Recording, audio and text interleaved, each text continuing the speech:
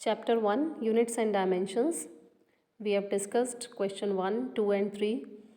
Now coming towards question number 4, write full form of the following system of unit: CGS, FPS and MKS.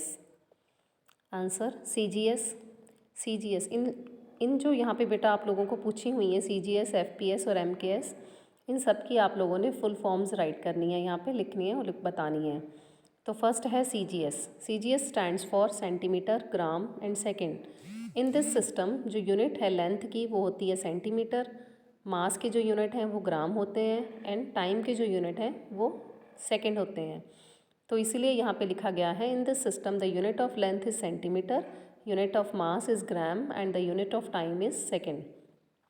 Similarly अगर हम second system पे FPS पे आते हैं तो F stands for foot, P stands for pound and S stands for second. तो FPS means foot, pound and second system. In this system unit of length is foot, unit of mass is pound and unit of time is second. Then the third system, MKS system. M stands for meter, K stands for kilogram and S stands for second. So in this system the unit of length is meter, unit of mass is kilogram and the unit of time is second.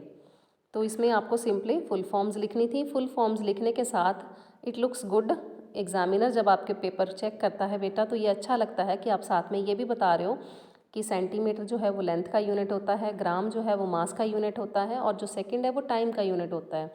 मतलब आप full form तो लिख ही रहे हो, साथ साथ में आप ये भी बता रहे हो कि सेंटीमीटर, ग्राम और सेकंड जो है वो किस फिजिकल क्वांटिटीज़ के यूनिट्स हैं।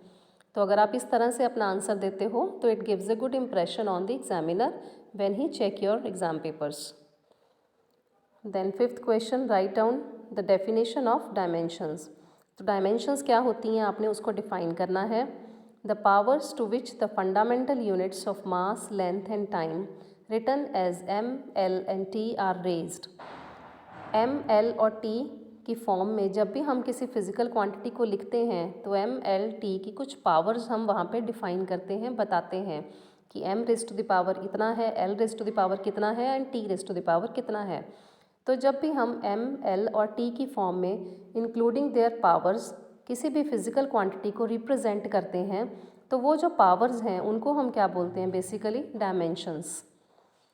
तो डायमेंशंस सिंपली हम कैसे डिफाइन कर रहे हैं, the powers to which the fundamental units of mass, length and time written as M, L and T are raised which include their nature and not their magnitude. तो यहाँ पे जैसे हम लोगों ने एग्जाम्पल ली है एरिया की, area is equal to length into breadth.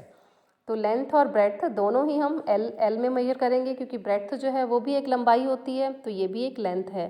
तो L multiply by L is equal to L square. और इसको जब आप रिप्रेजेंट करोगे